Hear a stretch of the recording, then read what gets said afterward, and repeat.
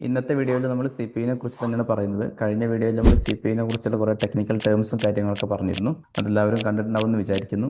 ഇന്ന് നമ്മൾ മൊബൈൽ ഫോണിൽ ഉപയോഗിക്കുന്ന സി പി യുകൾ ഏതൊക്കെയാണ്, മൊബൈൽ ഫോണിൽ സി പി യുവിൻ്റെ ഫംഗ്ഷൻ എങ്ങനെയാണ്, എങ്ങനെ ഐഡന്റിഫൈ ചെയ്യാൻ തുടങ്ങിയിട്ടുള്ള റിപ്പയറിംഗ് ലെവലിലുള്ള കാര്യങ്ങളാണ് ഇന്ന് പറയാനിരിക്കുന്നത്. അപ്പോൾ മെയിനായിട്ടും മൊബൈൽ ഫോണുകളിൽ 5 കമ്പനികളാണ് പ്രോസസ്സറുകൾ നിർമ്മിക്കുന്നത്. അപ്പോൾ അതിൽ ഏറ്റവും പ്രധാനപ്പെട്ടതാണ് ഒന്നാമത്തേതാണ് ക്വാൾക്കം പ്രോസസ്സേഴ്സ്. ക്വാൾക്കമിൽ നമുക്കറിയാം സ്നാപ്ഡ്രാഗൺ എന്നുള്ള പ്രോസസ്സർ അല്ല. അപ്പോൾ ഇത് ഏറ്റവും കൂടുതൽ ജനപ്രിയമായ ഒരു പ്രോസസ്സറാണ് സ്നാപ്ഡ്രാഗൺ എന്നുള്ളത്. പൊതുവെ സ്പീഡ് കൂടുതലായിരിക്കും, കുറച്ചുകൂടി ഗെയിമിംഗ് അതുപോലെ തന്നെ ഗ്രാഫിക്സ് കൂടിയ ടൈപ്പ് ആപ്ലിക്കേഷൻസ് ഒക്കെ വർക്ക് ചെയ്യിക്കാൻ വേണ്ടി ഏറ്റവും മികച്ച പ്രോസസ്സറായിട്ട് ഇതിനെ പറയപ്പെടുന്നുണ്ട് സ്നാപ്ഡ്രാഗൺ പ്രോസസ്സേഴ്സ്. അപ്പോൾ സ്നാപ്ഡ്രാഗണിൽ നമുക്കറിയാം വ്യത്യസ്ത സീരീസ് വരുന്നുണ്ട്.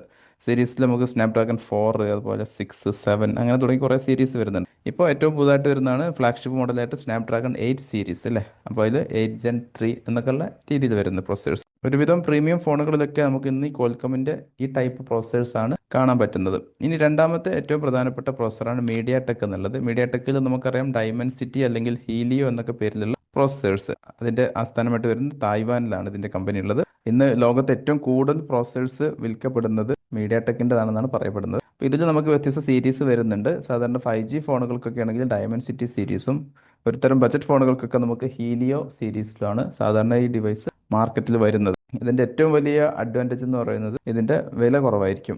ഡയമൻസിറ്റി അല്ലെങ്കിൽ ഹീലിയോ ഒക്കെ വെച്ച് മീഡിയ ടെക്കിൽ വരുമ്പോൾ പൊതുവെ ഡിവൈസിന് വില കുറവായിരിക്കും എന്നുള്ളതാണ് ഇതിൻ്റെ ഏറ്റവും വലിയ അഡ്വാൻറ്റേജ്. ഒരു മിഡ് റേഞ്ച് ഫോൺ മുതൽ ഹൈ എൻഡ് വരെയുള്ള ഫോണുകളിലൊക്കെ ഇന്ന് ഡയമൻസിറ്റി പ്രോസസ്സർ വളരെ അധികം നമ്മൾ കാണുന്നുണ്ട്. ഇനി മൂന്നാമത്തെ ഒന്നാണ് ആപ്പിൾ പ്രോസസ്സേഴ്സ്. ആപ്പിളിൻ്റെ നമുക്കറിയാം എ സീരീസ് ബയോണിക്. നമുക്ക് ഇത് ആപ്പിൾ ഫോണുകളിൽ മാത്രമേ വരുന്നുള്ളൂ അല്ലേ. നേരത്തെ നമ്മൾ പറഞ്ഞത് ക്വാൾക്കം അല്ലെങ്കിൽ മീഡിയ ടെക് എന്നൊക്കെ പറയുന്നത് പല കമ്പനി ഫോണുകളിലും ഇത് യൂസ് ചെയ്യുന്നുണ്ട്. അതേസമയം ആപ്പിൾ പ്രോസസ്സേഴ്സ് ആപ്പിൾ കമ്പനികളിൽ മാത്രമായിട്ടാണ് യൂസ് ചെയ്യുന്നത്. അത് അവരുടെ ഓരോ ഫോൺ മോഡലിന് വേണ്ടി തന്നെ പ്രത്യേകം പ്രത്യേകം ഡിസൈൻ ചെയ്തിട്ടാണ് ഓരോ മോഡലിലും ഈ ആപ്പിൾ പ്രോസസ്സേഴ്സ് വെച്ച് വരുന്നത്. എക്സാമ്പിൾ ഇപ്പോൾ നമുക്ക് A15, അതുപോലെ A16, A17 Pro എന്നൊക്കെ പറഞ്ഞിട്ട് അതിലൊക്കെ വരുമ്പോൾ ഓരോ രീതിയിലായിരിക്കും, അതിനൊക്കെ വേണ്ട രീതിയിലാണ് അതിൻ്റെ പ്രോസസ്സേഴ്സ് നിർമ്മിച്ച് വരുന്നത്.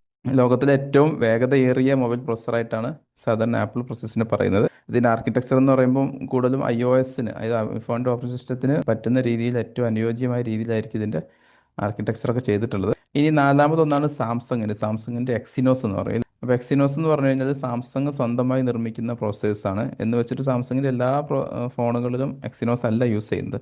അവർ ക്വാൾക്കം പ്രോസസ്സേഴ്സും മീഡിയ ടെക്കും ഒക്കെ യൂസ് ചെയ്യുന്നുണ്ട്. ഇപ്പോൾ ഗാലക്സി സീരീസിൽ, സാംസങ്ങിൻ്റെ ഗാലക്സിയിൽ നമുക്കറിയാം എസ് സീരീസ്, എ സീരീസ്, അതിലൊക്കെ നമുക്ക് എക്സിനോസ് കാണുന്നുണ്ട്. ഇനി അഞ്ചാമത്തെ ഒരു പ്രോസസ്സറാണ് ഗൂഗിളിൻ്റെ ടെൻസർ. ഗൂഗിളിൻ്റെ നമുക്കറിയാം പിക്സൽ ഫോണുകളുണ്ട് അല്ലേ. ആ പിക്സൽ ഫോണുകളിലൊക്കെ ഗൂഗിൾ തന്നെ ഡിസൈൻ ചെയ്ത ഈ ഗൂഗിൾ ടെൻസർ എന്ന രീതിക്കുള്ള പ്രോസസ്സേഴ്സാണ്, ആ പേരിലുള്ള പ്രോസസ്സറാണ് യൂസ് ചെയ്യുന്നത്. ഇത് കൂടുതൽ ഇതിൻ്റെ ഏറ്റവും വലിയ അഡ്വാൻറ്റേജ് വരുന്നത് കുറച്ചുകൂടി ഒരു AI റിലേറ്റ് ചെയ്തിട്ടാണ് ഇതിൻ്റെ ഒരു ഡിസൈൻ വന്നിട്ടുള്ളത്. അതുകൊണ്ട് ഇത്തരം ഫോണുകളിൽ നമുക്ക് കുറച്ചുകൂടി ക്യാമറ ക്വാളിറ്റിയെ കുറച്ചുകൂടെ പെർഫോം ചെയ്യുന്നുള്ളതാണ് ഗൂഗിളിൻ്റെ അവകാശം. ഇനി ഇത് അഞ്ചും അല്ലാതെ വരുന്നതാണ് നമ്മൾ നേരത്തെ വീഡിയോയിൽ പറഞ്ഞിട്ട് സി പി പറഞ്ഞപ്പം യൂണിസോക്ക് എന്ന് പറയുന്നത്. അപ്പോൾ അതായത് ചെറിയ ലെവൽ ഫോണുകൾ ഉണ്ടാവുമല്ലോ, അത്തരം ചെറിയ ഫോണുകളിലൊക്കെ, അതുപോലെ ചെറിയ ടാബ്ലറ്റുകളൊക്കെ, വില കുറഞ്ഞ ഡിവൈസുകളിലൊക്കെ ഈ പ്രോസസ്സർ വരുന്നുണ്ട്. പിന്നെ ഹൈസിലിക്കൺ, അതായത് കിരിൻ പോലെയുള്ള ഹിവായിലൊക്കെ വരുന്ന ഹിവായുടെ തന്നെ പ്രോസസ്സറാണിത്. അപ്പോൾ അങ്ങനെ ചെറിയ പ്രോസസ്സേഴ്സ് വേറെയും യൂസ് ചെയ്യുന്നുണ്ട്. അപ്പോൾ മെയിൻലി നേരത്തെ പറഞ്ഞ 5 പ്രോസസ്സേഴ്സാണ് മൊബൈൽ ഫോൺ ഇൻഡസ്ട്രിയിൽ വരുന്നത്. അപ്പോൾ നമ്മൾ വിചാരിക്കുന്ന പോലെ മൊബൈൽ ഫോണിലെ റാമിൻ്റെ കപ്പാസിറ്റി ഇങ്ങനെ കൂട്ടി കൂട്ടി കൊണ്ടുവരുമ്പോഴല്ല ഫോണിൻ്റെ പെർഫോമൻസ് ഇങ്ങനെ കൂടി വരുന്നത് അല്ലേ. പുതിയ പുതിയ മോഡലുകൾ വരുമ്പോൾ ഓരോ വർഷവും ഫോണിൻ്റെ പെർഫോമൻസ് കൂടുന്നത് റാമിൻ്റെ കപ്പാസിറ്റി കൂട്ടുമ്പോഴല്ല, ഈ പ്രൊസസ്സർ നിർമ്മിക്കുന്ന കമ്പനികൾ തമ്മിലുള്ള മത്സരങ്ങളാണ് ശരിക്കും. ഓരോ പ്രോസസ്സറും പുതുതായിട്ട് കൊണ്ടുവരുമ്പോൾ അതിൻ്റെ പെർഫോമൻസ് കൂട്ടി കൂട്ടി കൊണ്ടുവരുമ്പോഴാണ് പ്രധാനമായിട്ടും ഈ ഇൻഡസ്ട്രിയിൽ ഈ വേഗത അല്ലെങ്കിൽ ഇതിൻ്റെ പ്രോസസ്സിംഗ് സ്പീഡൊക്കെ നമ്മളിങ്ങനെ കൂടി വരുന്നതായിട്ട് നമുക്ക് മനസ്സിലാവുന്നത്. ഇനി നമ്മൾ അറിഞ്ഞിരിക്കേണ്ടത് മൊബൈൽ ഫോണിൻ്റെ മദർ ബോർഡ് ബേസ് ചെയ്തിട്ട് ഇപ്പോൾ ഒരു കംപ്ലൈൻറ്റ് വരുമ്പോൾ നമ്മൾ റിപ്പയർ ചെയ്യണമല്ലോ. അപ്പോൾ CPU റിലേറ്റഡ് കംപ്ലയിൻറ്റ്സ് എന്താണ്, അതായത് CPU എന്തെല്ലാമാണ് ഫോണിൽ ചെയ്യുന്നത്. ഇപ്പോൾ നമുക്കറിയാം ഹോൾ ഫങ്ഷൻസ് ചെയ്യുന്നത് CPU ആണെന്ന് നമുക്കറിയാം. അപ്പോൾ ഇന്ന് നമുക്ക് റിപ്പയർ ചെയ്യാൻ വേണ്ടി അറിയേണ്ടത് ഒരു മദർ ബോർഡ് കിട്ടിക്കഴിഞ്ഞാൽ അതിൽ ഏതാണ് CPU. അപ്പോൾ നേരത്തെ നമ്മൾ CPU ഐഡൻറ്റിഫിക്കേഷൻ വീഡിയോയിൽ പറഞ്ഞിട്ടുണ്ട്. അപ്പോൾ എങ്ങനെ ഐഡൻറ്റിഫൈ ചെയ്യാൻ പറ്റും? CPU-വും അതിൻ്റെ റാമും എപ്പോഴും എന്തായിരിക്കും, അടുത്തായിരിക്കും അല്ലേ.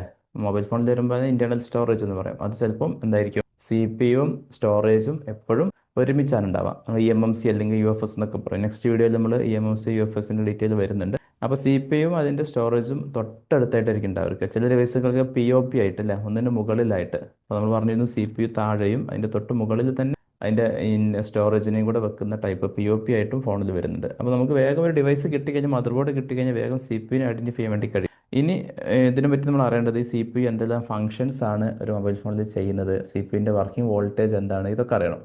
അപ്പോൾ ഒരു സി പി യുവിൻ്റെ വർക്കിംഗ് വോൾട്ടേജ് ഇതിനകത്ത് വി ബാറ്റോ വി പി എച്ച് ഒന്നുമല്ല. ഇത് വരുന്നത് സെക്കൻഡറി ലൈനിലായിരിക്കും. അതായത് ഇവിടെ ഞാൻ സ്ക്രീനിൽ എഴുതിയിട്ടുണ്ട് from P M I C to L P M I C അല്ലെങ്കിൽ എൽ ടി ഒ അല്ലേ, പ്രത്യേക എൽ ടി ഒ വെച്ചിട്ട്. ഇപ്പോൾ എൽ ടി ഒ എന്താണെന്നൊക്കെ നേരത്തെ നമ്മൾ പറഞ്ഞിട്ടുണ്ട്. ഇനിയും എൻ്റെ വീഡിയോസ് ഡീറ്റെയിൽ ആയിട്ട് വരുന്നുണ്ട്.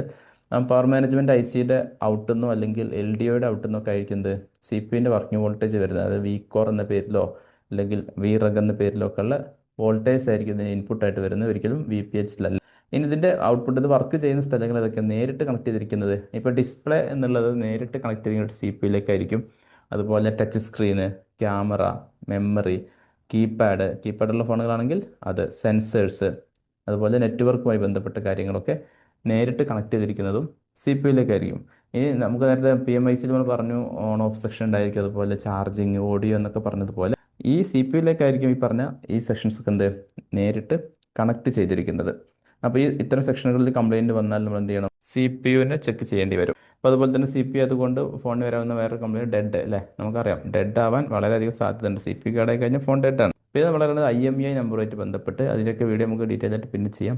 അപ്പോൾ IMEI നമ്പറുമായിട്ട് ബന്ധപ്പെട്ടത് കൊണ്ട് തന്നെ ഇതെന്ത് ചെയ്യാൻ പറ്റില്ല, നമുക്കൊരു സി പി യു അതിൻ്റെ സ്റ്റോറേജ് നമ്മൾ അങ്ങോട്ടും ഇങ്ങോട്ടും ചേഞ്ച് ചെയ്യാൻ പറ്റില്ല. ഫോർ എക്സാമ്പിൾ ഒരു ഫോണിൽ നിന്ന് ഒരു സി പി യു എടുത്തിട്ട് വേറൊരു ഫോണിൽ നിന്നുള്ള സി പി യു കൊണ്ടുവന്നിട്ട് ഇതിൽ വെക്കുന്ന സമയത്ത് ചില പ്രശ്നങ്ങളൊക്കെ ഉണ്ടാവും. അതിൻ്റെ ബേസ് ബാൻഡ് അൺനോൺ ഒക്കെ ആയിട്ട് പോകുന്ന പ്രശ്നങ്ങൾ, അതിൻ്റെ സെക്യൂരിറ്റി ഡാറ്റ മാച്ച് ആവാതെ വരുന്നതുകൊണ്ടാണ് ഇങ്ങനെ സംഭവിക്കുന്നത്. അപ്പോൾ അത് ഒരിക്കലും എന്ത് ചെയ്യാൻ പാടില്ല, സി പി യു എടുത്തിട്ട് നമുക്ക് വേറൊരു ഫോണിൽ നിന്ന് എടുത്ത് വെക്കാൻ, നേരിട്ട് അങ്ങനെ വെക്കാൻ പറ്റില്ല. ചില പ്രൊസീജിയേഴ്സൊക്കെ ചെയ്യേണ്ടതായിട്ടുണ്ട്.